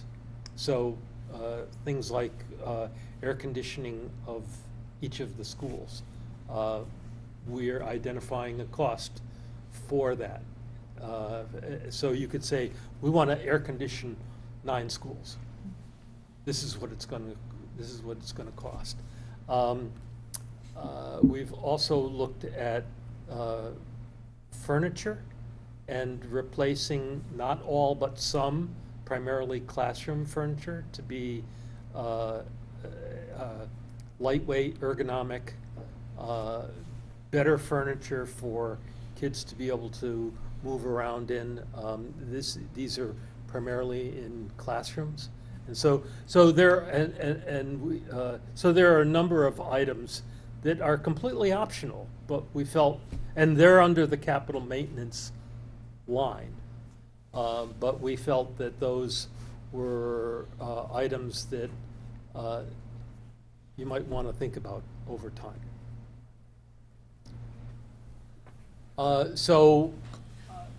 Where do we go from here? This is just a speculative schedule to say the Robinson SOI is being considered now and into 2024. If that were to enter into the MSBA pipeline, the groundbreaking would probably take place in the range of 2030. If a second school, for example, the Abbott, were included in a larger school, it would be on the same time frame. And so that then suggests, when does the replacement or comprehensive renovation of day school take place? Again, just speculation of putting. You said groundbreaking, but that's not what you meant. I'm sorry. That's what I Opening. was Sorry. saying. 2030 would be like when they're Opening. Did I say groundbreaking? You said groundbreaking. And I was like, I don't think I know what the green lines mean then. I'm sorry. I apologize. No, that's the ribbon cutting. The ribbon cutting. There we go. The ribbon. I was like, my question is, what do the lines mean then? Right. And what is happening until then? It means design, construction, appreciate fitting, and ribbon cutting walking in the door. Thank you. Sorry. No, it's totally fine. It's 8:36 at That's night, right. so that's okay. I just was like, I'm not getting it. And the capital maintenance repairs, again, were identified in all schools in different degrees of need. And so presumably that's something that would take up the full time and continue into the future, because as, just like if you don't paint your house, the shingles fall off. There's a capital maintenance that has to take place on all buildings for the life of the building. So,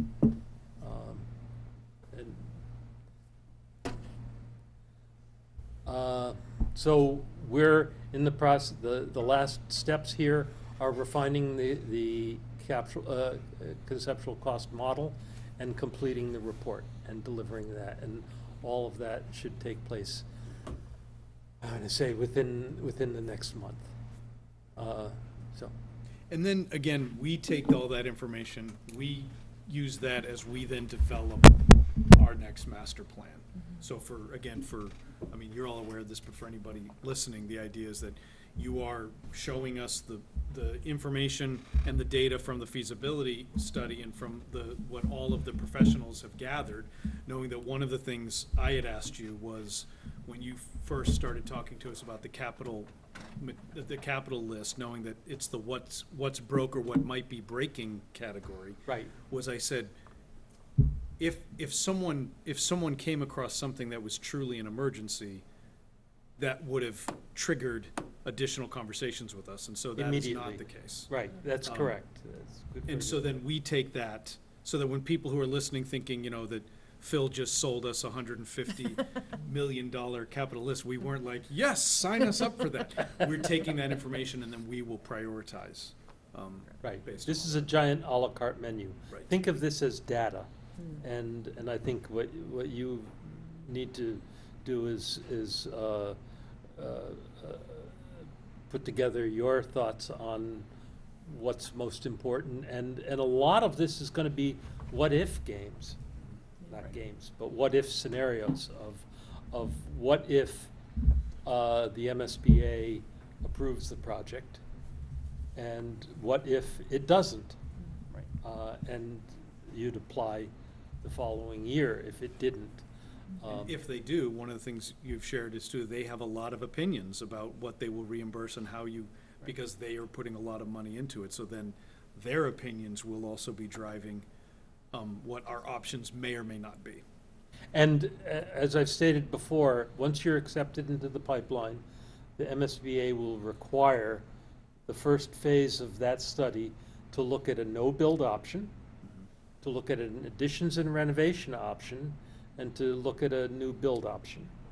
And they will do their own population projection, and they will then suggest to you the size that they think the building, the number of students they feel the building should serve.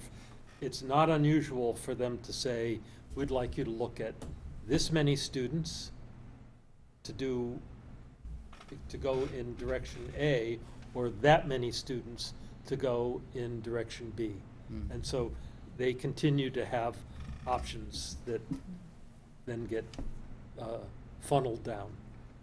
Will they ask to see our feasibility study? Yes. And will that save them any effort? I mean, will they use any of that, or will they redo all the work themselves? The study will start from scratch.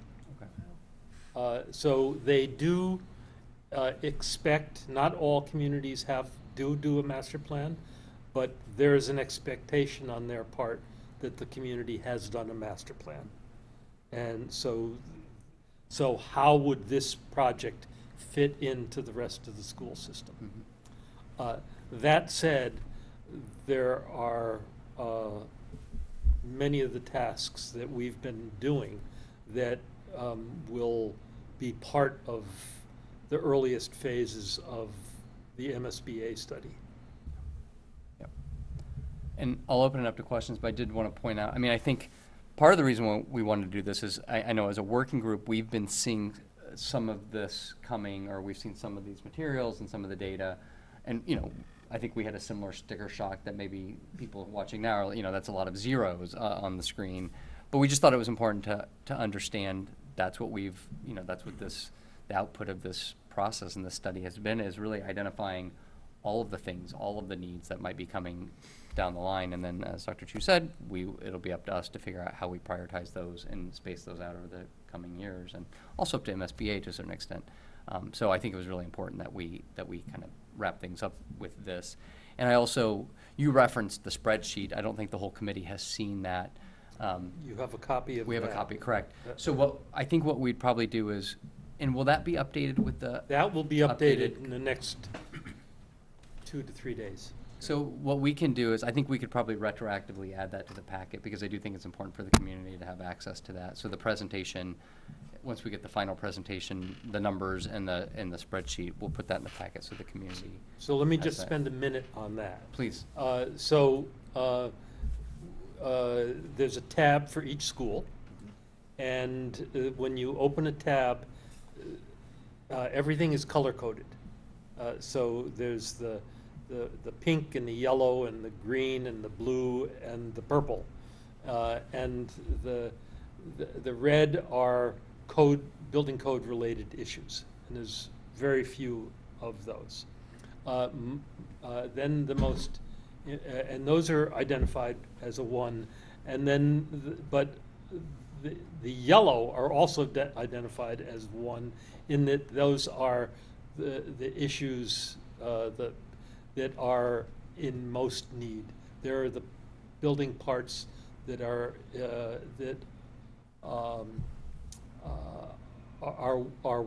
worn out or wearing out and need to be addressed sooner than later. Then it falls off to the green and the blue in ways in which issues that might want to be done but have less severity to them. And then the final column, which may be underway or can be handled sort of outside of this capital process. Perfect, thank you.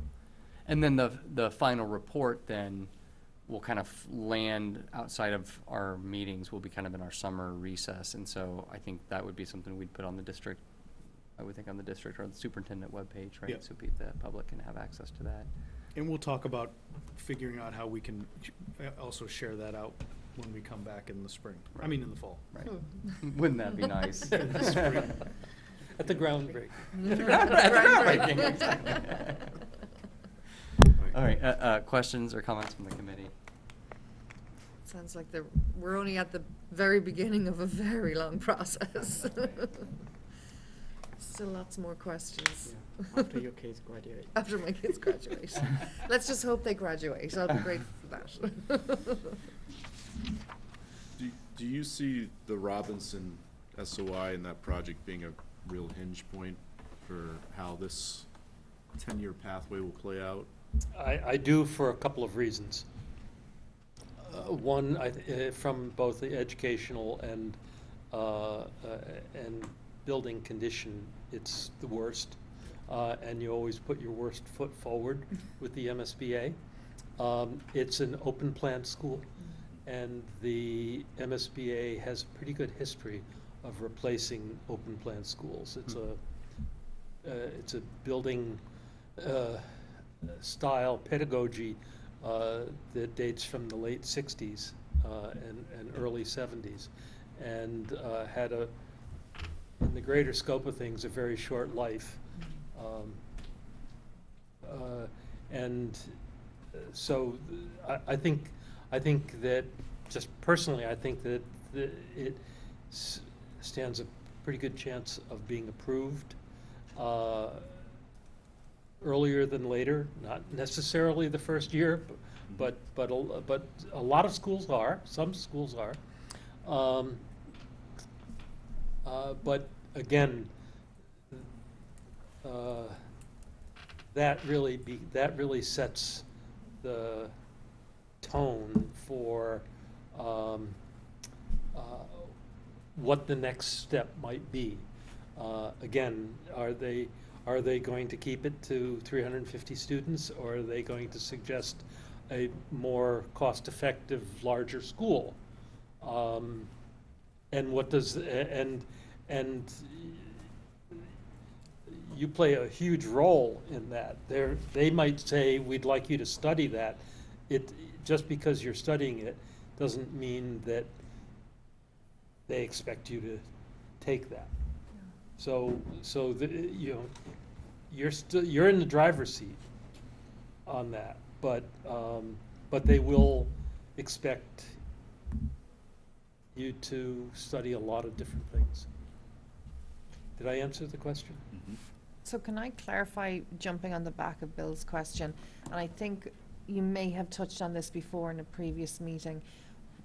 So while the application went in for Robinson, we have 3 schools currently, based on your study, that kind of all fall within that category. If they accept us in to the pipeline based on Robinson, they could conceivably say, we're looking at all of these 3 schools. Like, would they consider the other 2 that we've kind of? They might. Oh, They okay, so might. there's no I mean, doubt. not far away from here is Andover. Their school under construction that we designed is serving 1,100 pre-K and elementary is serving about 1,100 students. So large schools are certainly possible.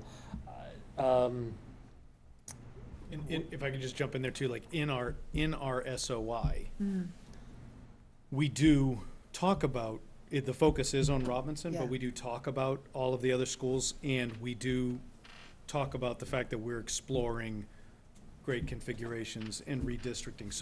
So they'll look at that and realize that we're open to considering other Changes things or- without actually giving them the data about the other schools. Awesome, okay, Yeah. perfect. Good question. Other questions or thoughts? Not the end of this conversation, so just for tonight, though. Thank you so much. You're very welcome. Thank you. And I know we'll be in touch soon Thank you, Jeff. with more. Thank you, Mr. Jeff, for Goodwin. coming out.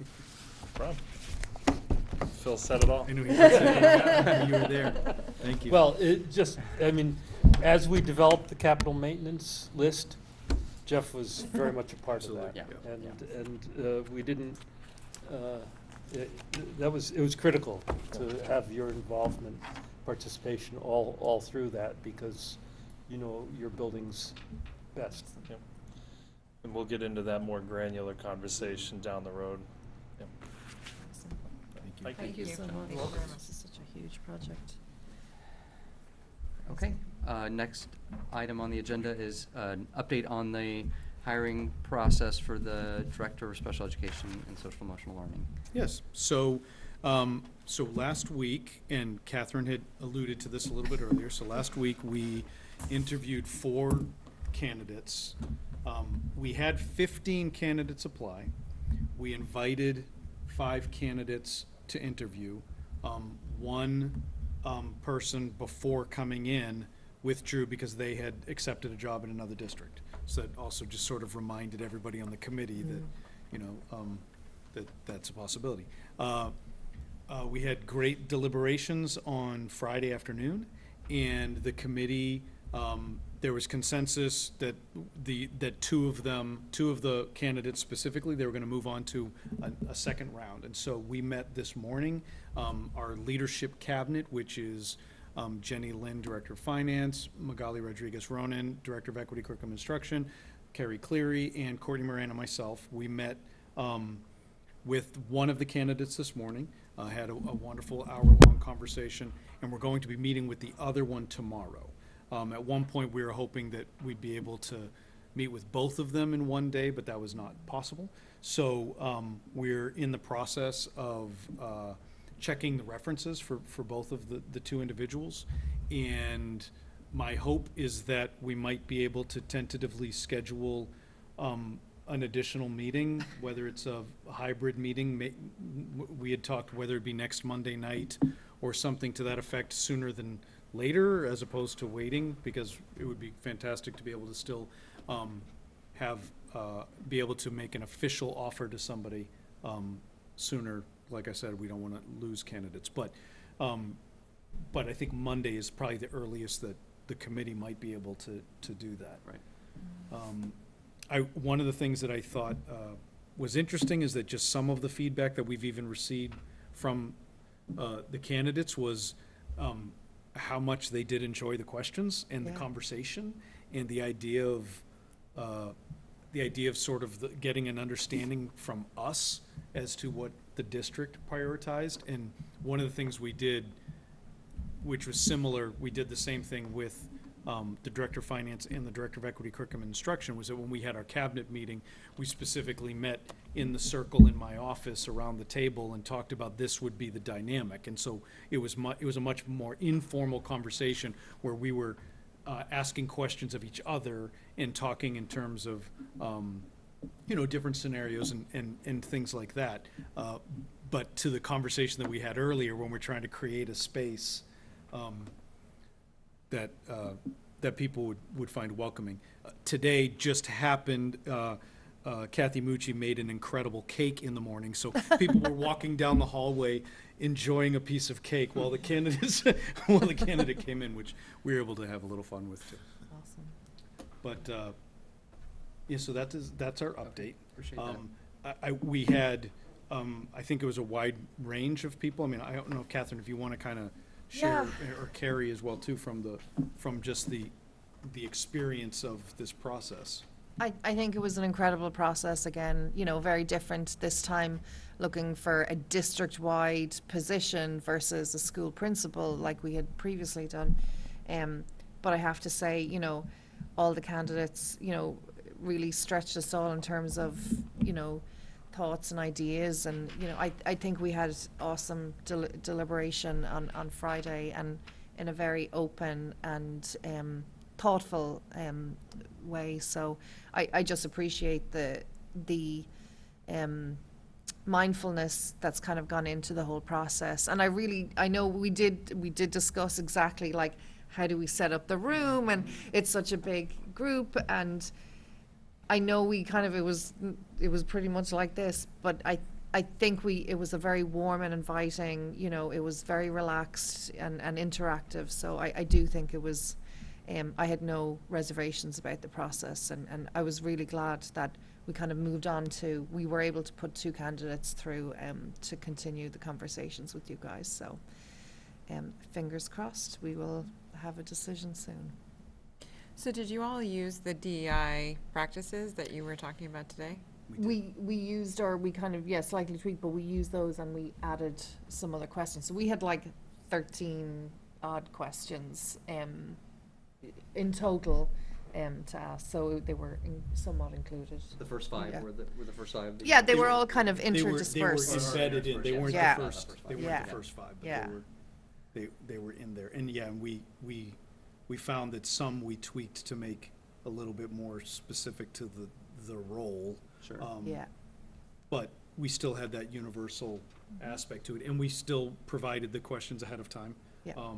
So that they would be able to, so that it wasn't, we were really kind of big. We talked about it even as a group, that this isn't a gotcha game. You know, it's about learning what they know as opposed to what they don't know. You know, what we really want to figure out what they're bringing to the table.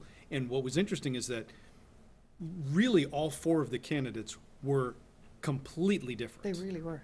They really were. Which was exciting. And there were pros to every single one of them. And so I feel like that was one of the things that made the conversation on Friday really rich. In what way were they different? Well, they were different in terms of experience, Yeah. in terms of whether they were sitting directors or whether they were not sitting directors. I think their energy was all very different in terms of their style. And even I would say their resumes, while they were all qualified for this position, they all had Different pathways. completely different backgrounds, whether it was a BCBA background or whether it was a special education classroom background. And so, so that was I would say that was the way in which they were different. That's interesting. Okay, so stay tuned. Hopefully we'll add a meeting in the coming days Amazing. with a single agenda item, presumably, but you never know, actually. Right, that's Could true. be something else comes up. Let's hope that there's not. Let's hope, something yeah, else exactly. that comes Usually up. surprises aren't our favorite thing, but, next up, subcommittee assignments. They're in the packet. Any complaints? Any surprises? We can modify that. They're flexible, but I think we tried to get coverage on all the different things. We tried to honor what people had asked, but it really is. If things don't work, things can change, right? Things can be fluid. We have shifted things in the past, mid-year or whatever, but this is notionally what we had down, and I'm just really appreciative that we are able to cover so much. It's a lot. I hope people, I like putting this in the packet. I don't know if people out there are looking at our packet, but I want people to see, because I don't think it's necessarily clear to everybody all the ways that we are getting things done outside of these meetings, outside of these every other Monday meeting. So I'm just really grateful to the committee for offering to serve in those ways, and I think it's going to be a really good year. The next item is really a housekeeping thing, but it is one that requires a vote, and that is that we need somebody to sign our summer warrants, because presumably we're not going to have four of us traipsing in here every other week to sign those. And there tends to be a pretty tight turnaround, as we've talked about, on when those get generated and when they need to be signed. And so we'd be looking for somebody to do that. I said this last time, we think we can do it digitally, and so that certainly makes it easier, because you really just have to be near internet versus near the Millennium Building. And so I'm opening up to anybody who might feel like they're around and available to do that this summer. Or somebody who wants to, or I can do it. Honestly, at this point, but we need to vote on it. That's all I know. So It ends with anybody, or I could just. Yeah, or seeing the faces around the table, it looks like I'm going to be doing it. If anyone's like, that sounds fun, I'll take you up on it. But Yeah, that's your turn then. okay, it's my turn. I'm doing it. Is this not potentially the last year of doing it? I don't know. Of me? Oh, I think it's very likely. That's quite likely that this would be my last. Motion to approve Chris Sanders as the authorized summer warrant signature. Second. You got in there fast, Val. Yeah, Yeah, all in I didn't favor? want him to talk about how long he's gonna be here. Okay, thanks. was an honor just to be folks. nominated, honestly. Quick story. Senior year of college, I was president of my fraternity, and then after my term as president ended, it was still semester left in school, and then I became the ice cream chair, and that very much feels like what just happened. You were chair, and now you're just gonna sign the warrants. That's great. I feel we need that position. I was just Yeah. thinking maybe That we should have now a be new called the ice officer cream chair. position to create. We'll worry about that this summer. We're almost planning there. retreat. We're almost there. Okay, the 9 o'clock agenda item, and it is 9 o'clock on the dot. And really, it has my name attached to it, but I don't really do anything here, because we're going to elect a new chair, and I'm gonna hand it over to Dr. Chu to take nominations, for a new chair. We have, in our policy, we have a term limit. You can be chair for 2 years. This is the end of my second year, and so even if I wanted to, I will not be continuing as No, chair. you can be the dictator. So, yeah, so. I should have gotten on policy earlier to change that policy, right? And then You no should have, but you terms. didn't. So, yeah, so Too I'll late. take over and just ask for nominations from the committee for your next chair. And then when that is settled, then that person, if it is settled, that person then will take over again. Well, if it's not settled, we're gonna be here for tonight. Yeah, we're not leaving until we. Battle it out. we have offices. I would like to nominate Valerie Young for chair. Second. Discussion? Other people can nominate as well. I think Valerie's done Oh. a phenomenal job as vice. All right. So after, let's see, I'm not paying attention to the Roberts rules as much as you are always paying attention. So it's been seconded. So does it have to be a roll call for this, or no, just a No, vote? no. So all in favor of electing Valerie Accept, as does the that chair?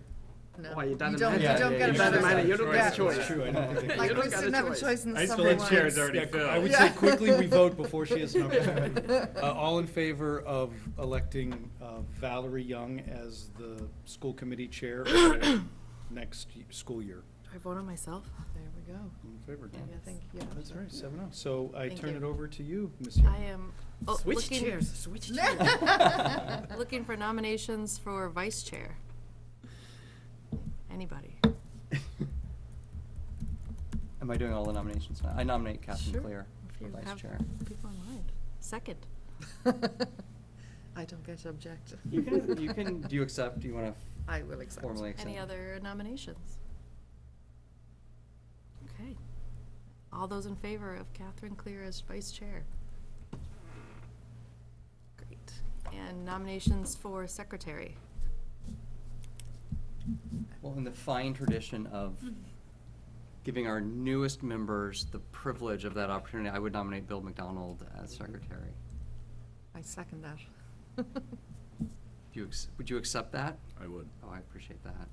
Any other nominations? No? All those in favor of Bill McDonald as secretary? There we go. Great. I'll pass you the. And looking for one more motion. Motion to adjourn. Second. Can I second? No, yeah. no. Yeah, you can. Yeah, sure. You can, of course you can second. All those in favor? Adjourning.